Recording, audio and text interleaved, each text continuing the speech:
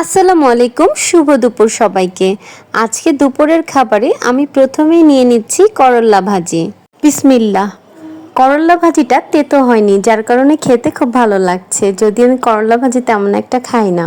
এবার নিয়ে নিলাম বোয়াল মাছ ভুনা।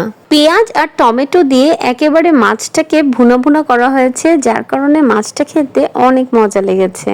আজকে বাজার থেকে মাছ আনা হয়েছে, আর সব টাটকা টাটকা মাছ রান্না করা হয়েছে। ফ্রোজেন মাছের চাইতে কিন্তু টাটকা মাছ খেতে ভীষণ মজা। পাবদা মাছ ভুনাটা খেতেও অনেক মজা হয়েছে।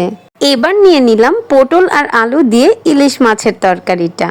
ইলিশ মাছ আমার অনেক বেশি পছন্দের একটা মাছ। ইলিশ মাছ দিয়ে যে কোনো কিছু রান্না করলে আমার সেটাই খেতে অনেক বেশি ভালো লাগে। মাছের সাথে একটা ডিমও ছিল। ইলিশ মাছের ডিমটা আরো বেশি মজা। এবার নিয়ে নিচ্ছি ধুন্দুল।